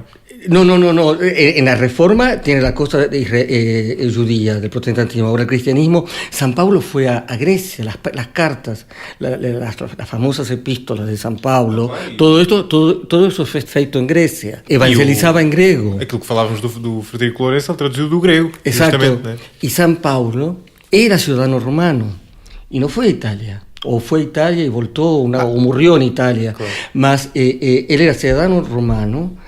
Mas essa é uma concepção, há uma concepção errada. Eu próprio lembro-me de me ter apercebido disso, porque a pessoa, como fala da Igreja Católica Romana, a pessoa sabe o peso do catolicismo no mundo ocidental e pensa no catolicismo e no cristianismo como tendo surgido no Ocidente, quando na verdade no início do cristianismo ele estava no Oriente. Exato. Ao contrário, não é? A Igreja ficou em Roma por acaso, e teve muito a ver até com a questão da herança do imperador Constantino e por aí adiante, mas o centro nevrálgico do cristianismo não estava em Roma, estava no Oriente, ¿no? Exacto, y hasta después era más importante Constantinopla que Roma. Exatamente, ¿no? Y só mudou mais tarde. La mudanza a Roma fue, es decir, hasta el século V Constantinopla era el centro del cristianismo. 5, 6. Mas o que eu encontro parecido em termos mais práticos, o que eu encontro parecido no protestantismo com o judaísmo é, por exemplo, a questão da relação com Deus. Uma das características do catolicismo é que o sacerdote é o intermediário, não é? Portanto, não é nada se faz, porque as pessoas rezam, mas é um elemento fulcral a intermediação do sacerdote. Sim. No protestantismo e no judaísmo não é bem assim, e, por exemplo, isso explica que em ambos os casos, e isso tem contribuiu historicamente para que países com essas comunidades tivessem desenvolvido mais, as pessoas eram incentivadas a ser letradas, não é? Aprender a ler e a escrever, claro, para poder ler os textos, interpretá-los e receber a mensagem de Deus diretamente e interagir com ele diretamente. E, por exemplo, uma coisa que continua a ser gritante para mim, por exemplo, o que eu noto mesmo em Portugal, com pessoas católicas, isto não é minimamente transversal, como é lógico, mas há um desconhecimento grande muitas vezes da Bíblia. Porque não há aquela... embora também, por exemplo, nos Estados Unidos, eu lembro de ver um artigo sobre isso, que também havia muitos americanos que não eram capazes de citar nenhuma parte da Bíblia. Mas o protestantismo, há aquele clichê, um tipo vai a um hotel nos Estados Unidos e tem a Bíblia na mesa de cabeceira, não é? Sim. Há esse clichê, não é? Não, em todos os hotéis é obrigatório ter um... Exatamente. Aqui é diferente, um católico pode passar a vida inteira sem nunca abrir a Bíblia. Perfeitamente, porque vai à igreja, o padre lê, e há esse quase paternalismo e esse lado indireto que eu acho que é uma desvantagem do catolicismo. Claro, es decir, si Lutero hubiese existido, qué sé yo, 80 años antes, se calhar no teria tido repercussão, porque Gutenberg ainda não... Exatamente. E se Lutero apareciese agora com tanta informação na internet, seria mais um. Ou não, pois não sei, depende, sim. Também podia ser mais um com a imprensa, não é? Podia ter mais repercussão, não é? Mas hay un libro que eu falo que es maravilloso, que es el libro de Kingsley Amis, donde qué pasaría si Lutero tuviese negociado, el Vaticano tuviese negociado Exato, con Lutero. pois. Y eso es una gran... Sim, é especulativo, mas essa é uma pergunta interessante para fazer em relação a qualquer revolucionário, Sim. digamos assim. Quase sempre dá para fazer essa pergunta, que é: Sim. e se o outro lado tivesse negociado? Para o bem e para o mal. Isso era uma coisa interessante. A Igreja Católica, entretanto, tem duas particularidades, isto é, face ao protestantismo e face às outras, embora com cambiantes, mas há duas características principais do catolicismo que colidem, digamos assim, com o mundo moderno. Uma é o facto de... é o celibato. Por exemplo, no protestantismo, na maior parte das igrejas protestantes, os ministros, como eles chamam, podem ter filhos. E por outro lado, a questão da não ordenação das mulheres. São duas coisas daquelas clichê que colidem muito com o zeitgeist, né? Com o espírito do tempo de hoje em dia. E em relação a isto, o que eu acho, isto é referido no livro, o que eu não consigo ainda explicar em relação a isto é que, à partida, a minha intuição seria achar que estaríamos mais perto de ter a ordenação de mulheres do que de terminar com o celibato. Porque não haver ordenação de mulheres é uma coisa que parece fazer muito pouco sentido à luz dos nossos valores de hoje em dia. O celibato, para todos os efeitos, tem um trade-off embutido, ou seja, percebe-se a origem do celibato. Podes concordar, pode achar um exagero, eu acho um exagero, mas percebo o que lá está. Mas sempre a ouvir aquilo que vem oficialmente da Igreja, tendencialmente e sistematicamente, é de que, a estarmos mais perto de algum, estamos mais perto do fim do celibato e não da ordenação das mulheres. O que é estranho, quer dizer, porque é que tem que ser um homem? É bizarro. Para mim, não sei, se calhar estou a ver isto mal. No, hay que pensar que la cuestión de la presencia de la mujer dentro do clero, no, está mal comenzada la frase. Hay que tener en cuenta que la cuestión de los derechos de la mujer es una cosa reciente.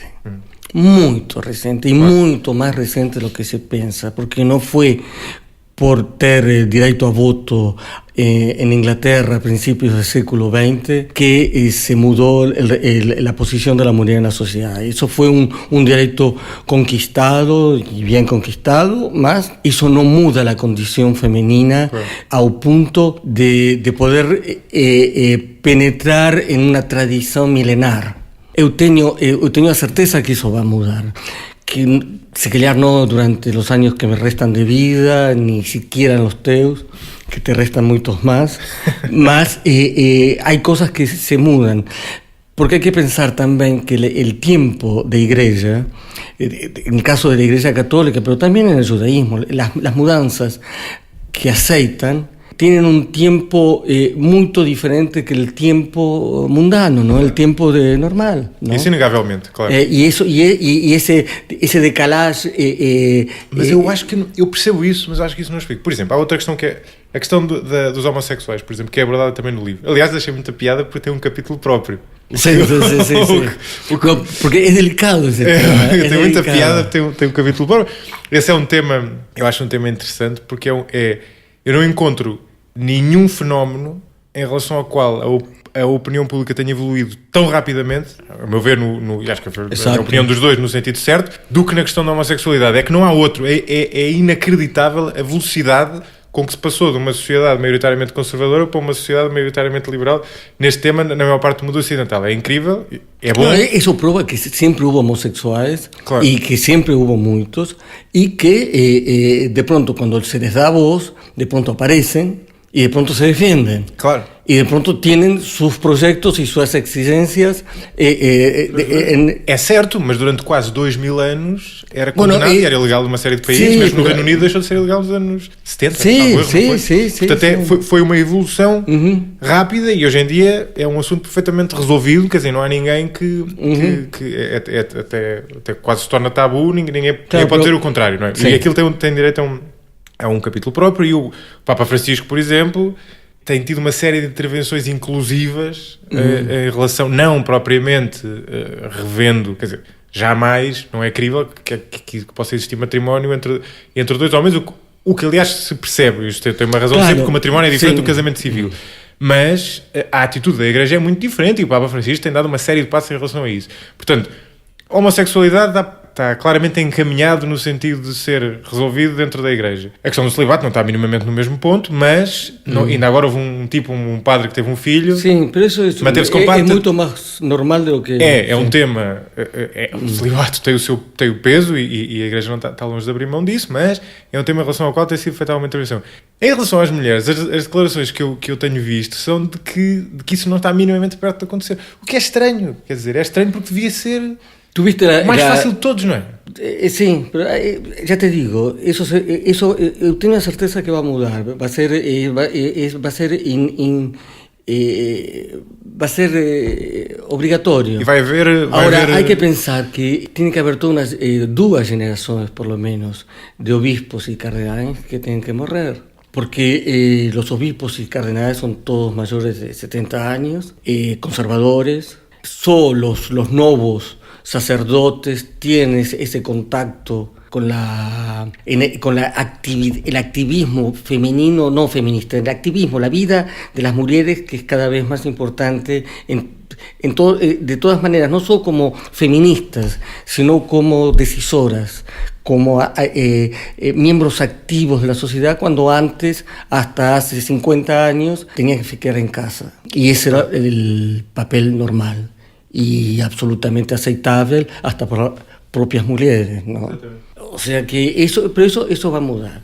Ahora, lo que hace más importante que esto, que yo creo que es una cuestión que tiene más que ver con costumbres y usos, es cuando yo falo en un libro de homosexualidad, del transgender, estoy a falar de una cosa que es importante, que es que no hay escolia. No, un homosexual no escoge ser homosexual, y es una cosa que hasta a muy poco tiempo se falaba de homosexualidad como una perversión, como sería el fetichismo. Sí, la pedofilia, por ejemplo. Sí, pero menos grave que la pedofilia y tan escondida como la pedofilia, como el sadomasoquismo o el voyerismo, el exhibicionismo, etc. Ahora, la homosexualidad es una cosa que ya se está comprobada que no es una escolia. Pronto. Es genético, sí. Es genético, neurológico, no sé. Es una cosa que es así. Es así, faz parte del ser del individuo cuando nace y que después o florece, digamos, aunque no se llame una palabra, pero digamos se exhibe, se enorgullece de eso, o se esconde y se asusta o te meto. Ahora, cuando exista la unanimidad en la Iglesia de decir, bueno, esto no es una escolia, el concepto de pecado acá, que es y de transgresión a Dios, se torna completamente fuera de órbita. Porque si no hay escolia, no se trata de libre arbitrio o libre albedrío, que es decir, yo escolho ser tal cosa, o cometo mal, o escolho ir a la escuela de las meninas y abrirle la gabardín, ¿no? Para satisfacerme. Claro. Esto es una cosa mucho más estructural, más decisiva. Y ahí una persona, por ser homosexual, no puede ser condenada. Sí, pero no te escolhas sobre eso. Exacto. Y entonces la Iglesia, y sobre todo dentro de la línea de Francisco, de la misericordia, de la comprensión y de la aceptación de la individualidad, que son las cosas más importantes del papado de Francisco, esto va a tener que entrar también. Y va a llegar a un punto donde pronto la homosexualidad, esta historia de prohibir homosexuales en el clero, va a ir a vida. Sí, até quase uma contradição em termos. Claro. Se são celibatários, claro. São celibatários, qual é a diferença? Claro, que não faz sentido. Claro. 2 coisas que eu não queria ir embora sem falar de 2 coisas importantes. A primeira é a questão da morte, que é referida no livro, e tem muita piada porque a pessoa quase pode entender, de um certo ponto de vista, que a morte é o que dá vida a Deus, digamos assim. Deus enquanto a concepção de Deus. Ou seja, aliás, tu referes isso no livro, que algumas daquelas religiões, que não são mais religiões orientais, como o budismo, por exemplo, que não têm Deus, veem a morte, não como tendo uma vida após a morte, mas como uma reencarnação. Ou seja, é em certo sentido a vida depois da morte que justifica a existência de Deus, porque é quando a pessoa encontra Deus, não é? Ali está a chave, em certo sentido, não é? Se não houvesse a vida depois da morte, a força da ideia de Deus Não me refiro depois à outra parte doutrinária, à parte comportamental e à parte filosófica, digamos assim, por trás da religião. Mas a força da Igreja de Deus diminuiu muito. Não é? Eu acho que a minha intuição é que o ponto nevrálgico das religiões abraâmicas está na morte. Que no fundo é o receio que nós todos temos. Por exemplo, o Ricardo Araújo Pereira, de quem nós falámos há bocado em off durante o intervalo para o G, ele tem um livro engraçado que ele lançou recentemente, e ele fala da questão da morte, por exemplo, e do humor enquanto bálsamo para a morte. E há uma série de... Outra coisa que ele fala, e é muito conhecido, são aqueles ditos quando a pessoa está no leito de morte. Por exemplo, há um há vários. Há um do Voltaire que eu acho muita piada, que ele está a morrer e o padre, vamos supor, diz-lhe qualquer coisa do género. É agora, está-lhe a dar a extrema unção, pressupõe-se, ou algo do género. Não sei se contra a vontade dele ou aceite. Renuncia a Satanás. E o Voltaire diz, bom, não parece que seja a altura certa para fazer inimigos. Que deve ter piada. Embora tu me disseste já há bocado no intervalo que Voltaire, na verdade, ele era crente, era assim, anticlerical. Portanto, isso pode ser apócrifo, mas tem muita piada. Há outra há uma do Buster Keaton, que é o humorista americano, que ele estava no leito de morte. Há um amigo que pensa que ele está a morrer, e que ele já terá morrido, e o outro diz, toca-lhe nos pés, que os pés ficam frios quando a pessoa morre. E ele diz, o José Joana d'Arc não. Que ainda por cima é o humor negro, neste caso. Portanto, a morte tem aqui um peso enorme e parece ser a principal pedra basilar da ideia de Deus, do Deus abraâmico. Eu não sei o que é que achas em relação a isso. Es decir, eu não acho que seja uma pedra basilar, sino que é justamente el punto onde se tenta fazer da morte uma coisa natural. O acreditar que la muerte acá es muy complicado porque isto é injusto porque eu fiz uma sugestão refletiva numa conversa que nós estamos a ter. Isto merecia pensar durante muito mais tempo, não é? Sí, a pessoa não tem assim de repente. En el Islam la muerte es liberadora. Ahora en el cristianismo a muerte es Mira, ¿cómo te puedo explicar esto? Porque en el judaísmo se ve la muerte casi como un castigo. Es decir, es algo así como que Dios no fue lo suficientemente generoso como darnos la eternidad. Entonces de pronto hay es como un castigo. Ahora... Mas ninguém tem eternidade. No, claro, Deus tem. ¿No? Deus tem en principio. Ahora, en el caso del cristianismo, lo que es cierto es que se ve la muerte como un corolario. Es decir, por eso piedra basilar daría la sensación de que estamos a fundar la religión para justificar la muerte. Y no es así. Es decir, la muerte ninguém la consigue justificar. Es dolorosa en cualquier fe, ¿no? Lo que pasa es que en alguna, como en el Islam, que morir por Alá es una cosa boa. Uh-huh. Y si se muere heroicamente, se tiene pasaje directo al paraíso. En parte do Islão, ¿no? Esa es una no, eso todo Islam, no, si se muere por Alá, como eso sí. Eso tiene pasaje en directo, porque si no, después de la muerte, el Islam y el judaísmo tienen una cosa similar. La persona es muerta y fica a la espera. Un limbo, no es un limbo, tiene otro nombre. El limbo fue eliminado. Tiene otro nombre que no me lembro. No, tampoco. Fican a la espera del julgamento final. O sea, que venga el Mesías.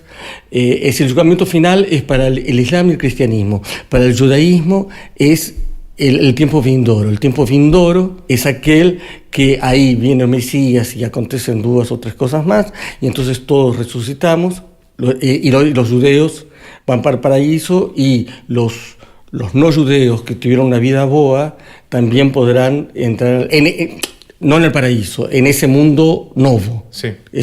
Atenção, é diferente. É um mundo novo. O paraíso é um conceito mais abstrato, claro, né? E aqui estamos a falar da realidade na mesma. Né? Exacto. Estamos a falar... En el caso del cristianismo se muere y directamente se va para el paraíso o para el infierno, o se es castigado por la vida, por las obras feitas en vida, y después viene el julgamento final, donde las almas retoman los cuerpos, ¿no? Y esa es la resurrección, sí, dos muertos, que vendrá en el día del julgamento. Para sintetizar, el Islam tiene 2 cosas. Una es del judaísmo, que es la cuestión de la espera, uh-huh, ¿no? hasta, en el caso de Islam, es hasta que venga el caos absoluto y ahí aparecerá Jesús y dirá que es el día del juicio, del juzgamiento final. El judaísmo fica a la espera de la segunda vinda del Mesías y de esas dos o tres cosas para que vengan los tiempos vindouros. O sea que el Islam tira del cristianismo la cuestión do paraíso, ¿no? E do inferno.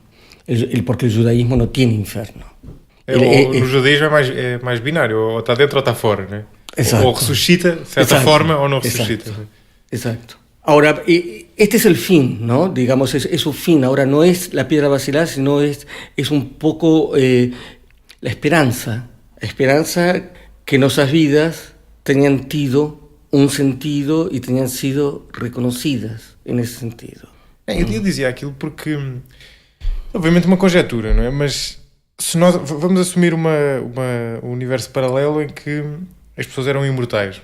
Imortais naquele sentido de não de serem imunes a terem um acidente, mas no sentido de reencarnar-se? Não, no sentido de não envelhecerem, não morrerem, portanto não terem a morte como destino natural, não é?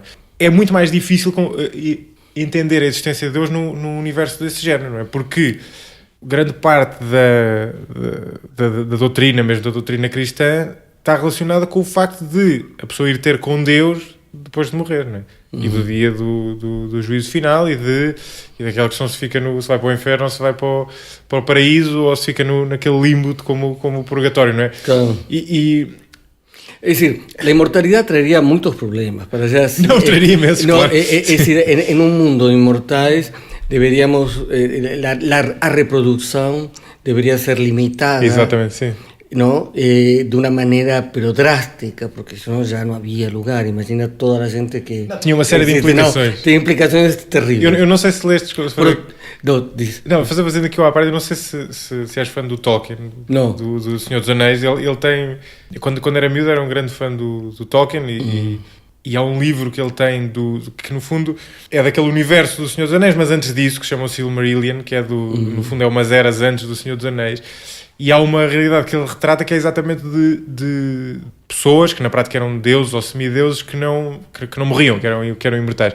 E há uma série de implicações daquilo que na altura eu me lembro de pensar que aquilo tinha uma meta-interpretação, tinha uma interpretação para lá daquilo e que era exatamente as dificuldades trazidas pela imortalidade, porque a morte também liberta em certo sentido, não é? Ou seja, a morte permite a renovação, não é? e as gerações novas têm valores diferentes e a sociedade vai evoluindo pelas gerações novas e a morte não... E se as pessoas não morressem isso era impossível, não é? Eu estava a dar o exemplo de não existir morte para, no fundo, criar uma espécie de realidade estilizada onde não existisse a necessidade de ver. Jorge Luis Borges decía que la inmortalidad la tienen los animales, porque una formiga ahora es la misma formiga que a 200 años estaba en este chão, era igual, las mismas reacciones. Los tigres son iguales a los tigres de a 200 años. No solo la memoria, sino que tienen la misma actitud, tienen la misma existencia y es como el mismo tigre. Podría ser el mismo tigre a repetirse infinitas veces. Sí, ¿no? ¿No? Que el hombre, infelizmente, en su pretensión de individualismo, é o único que morre, não? Exatamente, sim, é quase, por exemplo, a reencarnação é muito isso e há aquele lado dos, por exemplo, nós não falámos e não havia mesmo tempo para isso, que era outro tema diferente das religiões orientais, mas por exemplo no Japão eles têm, isto pegando nesse lado do tigre ser o mesmo tigre, mesmo sendo tigres diferentes, fazendo aqui uma ponta que pode não ser completamente direta, mas no Japão, por exemplo, eles têm um fenómeno engraçado, eles constroem um determinado monumento em madeira normalmente. E o que eles fazem, ao contrário de nós, que os construímos em madeira foram à vida, os construímos em pedra continuam e, portanto, continuamos. E nós valorizamos muito aqueles que sobreviveram, como as igrejas antigas, ou as pirâmides indo mais para trás, ou os templos gregos. E eles o que fazem é, há um templo, vamos supor, que é construído em madeira, e o que eles fazem é voltar a construí-lo periodicamente. E é o mesmo templo. Mas depois aquilo cria um dilema que é, aquele templo é o templo com 1000 anos que foi reconstruído 20 vezes, ou é o templo com 50 anos que foi construído há apenas 50 anos. Claro. E que é uma grande... É difícil, não é? Se calhar é um bocado essa metáfora do Borges com o tio. Só para terminar, há uma coisa que eu não queria deixar de falar contigo, que eu acho interessante, é algo que eu sinto, que eu enquanto pessoa fundamentalmente agnóstica sinto, e acho um fenómeno muito interessante da contemporaneidade, que houve uma altura, e era em certo sentido a altura do Voltaire, é uma coisa que vai e vem, em que havia um ateísmo, o ateísmo surge e ele é militante. E nós também temos isso hoje em dia. Por exemplo, o Richard Dawkins, por exemplo, é o chamado neo-ateísta, neo-ateus, portanto é um ateísta militante desse sentido, de discutir a questão da existência de Deus, por exemplo, de discutir uma série de preceitos. É outro tipo de religião. Sim, de Richard Dawkins, claro. É outra religião. Ele, por acaso, teve uma afirmação recente que eu achei graça, que ele descrevia-se como um cristão laico. Está bem. Eu achei graça a isso, por acaso. Achei piada a isso, até porque uma das coisas que eu falava, por exemplo, com a Esther Musonic era o judaísmo é diferente nisso, não é? O judaísmo... Um judeu é sempre um judeu, mesmo que seja um judeu laico ou até um judeu ateu. Sim, né? sim. É uma diferença. Mas isto em relação ao ateísmo, o que eu noto hoje em dia que é muito engraçado é que a questão da religiosidade passou de um plano público para um plano particular. E o que nós temos hoje em dia é que há uma espécie de respeito tácito pela religiosidade de cada um. E não é questionável e até é quase um tabu em certo sentido. E o que acontece é... A pessoa pode ter uma conversa, eu posso estar a ter uma conversa com uma pessoa que é crente, estamos a falar da religião. No fundo, esta conversa que nós tivemos, toda esta conversa, é possível ser tida entre um crente e um não crente interessado no tema, sem nunca se perceber se algum daqueles é crente ou não. Ou seja, não há necessidade disso e isso não é trazido, não é expectável que nenhum traga isso à superfície, o que a partida parece um contrassenso, não é? E depois, também outra coisa que acontece, que está relacionada com esta, é que se de alguma forma vem à baila e a pessoa diz eu de facto sou católico, católico, porque vivemos em Portugal, não é? Mas poderia ser outra religião qualquer, quase que se gera um silêncio desconfortável porque não há bem uma resposta para aquilo. Ou seja, hoje em dia, implicitamente, parece-me que o consenso que existe, quase um acordo tácito entre ateus ou agnósticos e crentes, é que é um tema de cada um, não é? É um tema em que nós não tocamos, é um tema subjetivo, que diz respeito ao terreno das emoções e, portanto, que não é para ser discutido à mesa, não é? E isso, eu acho isso engraçado porque houve tempos em que se discutia acerrimamente, não é? E as pessoas quase se chateavam porque eu sou ateu e tu és crente ou vice-versa e não está, quase como a política, não é? No, claro, exactamente como a política. En una altura se discutía como si fuese política. Mas agora não. E incluso ter una religión implicaba estar en un cierto sector político. O católico ser monárquico y el ateo ser republicano, por ejemplo, ¿no? Ahora no, ahora puede haber monárquicos ateos e hasta hay un tipo de bloco de izquierda que se autotitula católico. Mas continua a ter uma certa relação com há pessoas por exemplo, o José Manuel Pureza, salvo erro, é católico e há do bloco de esquerda, por exemplo. Sim, e há ateus à direita. E antes era impensável isso. Claro, e há ateus à direita. O Pacheco Pereira, por exemplo, salvo erro, também é ateu Bem, agora não está tão à direita, mas originalmente estava. Sim, não conta. Pacheco Pereira não conta. Mas é inegável que continua que o espectro, há uma correlação entre a disposição no espectro político e a disposição no espectro do ateu crente. Mas o assunto deixou de ser falado. Não é discutido, é quase como estarmos a meter na vida dos outros. Claro, sim. Eu acho que os ateus têm mais pudor agora. Exatamente. É decir, porque ser católico no es estar a hablar del catolicismo todo el tiempo y los judeos tampoco hablan del judaísmo todo el tiempo, a no ser para hacer una piada. Mas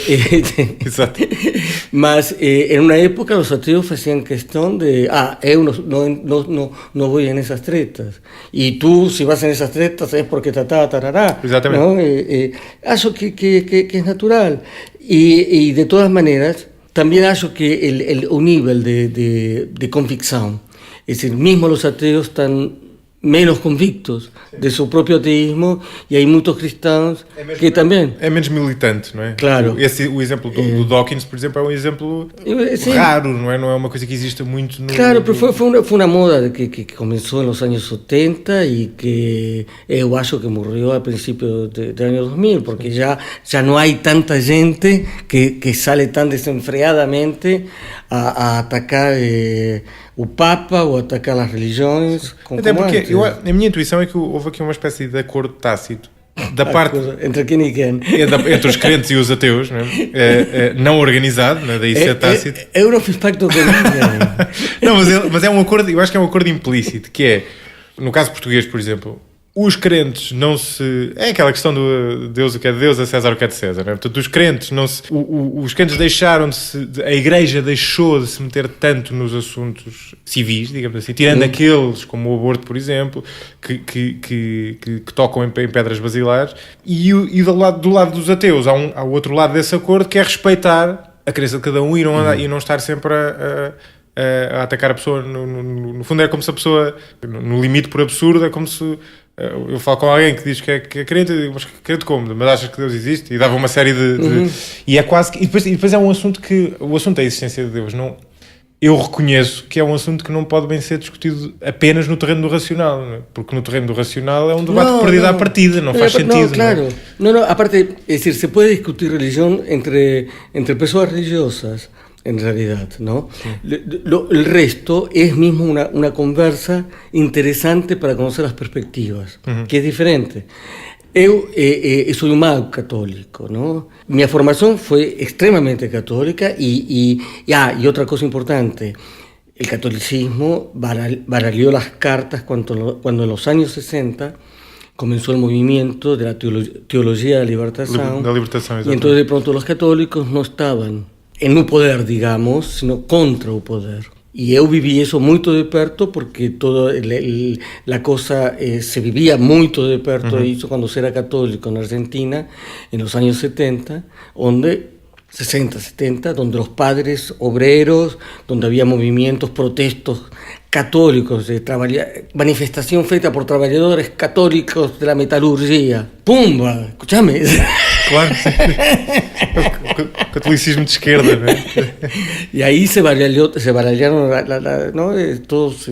Sim, a teologia da libertação tem muita graça nesse sentido, porque baralha completamente o... Sí, y ainda existe, y en Sudamérica ainda existen los padres obreros, es decir, padres obreros, padres que solo insisten en trabajar en las zonas marginales. Cosa que no es, en Europa eso no es un problema, en el sentido que no es tan enorme, enorme las zonas así de favélicas, ¿no? Que en Argentina se llaman villas miserias, son enormes y pronto, y ahí están los padres a luchar y a sentir los problemas mismos, que son problemas irresolubles, porque cuando se habla de pobres no se percibe que hay una vida de pobre que no tiene solución, es decir, ser filho de pobre y será pai de pobres y será pobre, porque ainda no existe la verdadera democracia, ¿no? Es decir, la verdadera, todos tenemos una oportunidad, ¿no? Caramba. Claro. No hay oportunidad. Sí. Y en eso la religión es importante para que es una integración. De pronto, católico pobre y católico rico tienen cosas en común. Sim, exatamente. E eu vou terminar aqui, que já estou farto de nos ouvir, não é? Sim. Mas o que é, e acho que é um bom ponto para terminar, algo que eu acho que é inegável, é que parece-me, se calhar estou a ser demasiado etnocêntrico, mas isto parece-me ser especialmente verdade no cristianismo, é que está ali algo que serve de inspiração a realidades muito diferentes, não é? Ou seja, aquilo serviu de inspiração aos primeiros cristãos no Médio Oriente, serviu de inspiração aos cristãos na Roma, serviu de inspiração aos cristãos na Península Ibérica, aos cristãos nos Estados Unidos, seja cristãos brancos, seja os cristãos negros a lutar pelos direitos civis, e serve de inspiração na América Latina, tanto à direita como à esquerda, como neste caso à teologia da libertação, o que é incrível partindo do mesmo livro, não é? Obviamente que a pessoa pode argumentar, e é fácil perceber que há ali também alguma dose de, no fundo, criar lá aquilo que não está, mas está lá algo que as pessoas estão a socorrer, e isso mostra, eu acho que é inegável que aquele livro é especial, né? Isso é incrível. Carlos, muito obrigado, foi uma conversa impecável. Eu que gostei muito e fazemos uma parte 2 daqui a uns meses. Isso era ótimo. Olha, isto está a gravar ainda, né? Agora ficou prometido em ONU. Têm gostado dos últimos episódios? Se ainda não o fizeram, subscrevam 45 graus na vossa aplicação de eleição, no vosso smartphone, tablet, etc. Se gostarem mesmo do podcast, convido-vos também a partilhá-lo com amigos e a avaliá-lo no iTunes. É também importante para mim saber o que vai na cabeça de quem ouve o podcast desse lado. Por isso são muito bem-vindos feedback, críticas e sobretudo sugestões de temas e convidados futuros. Obrigado e até ao próximo episódio.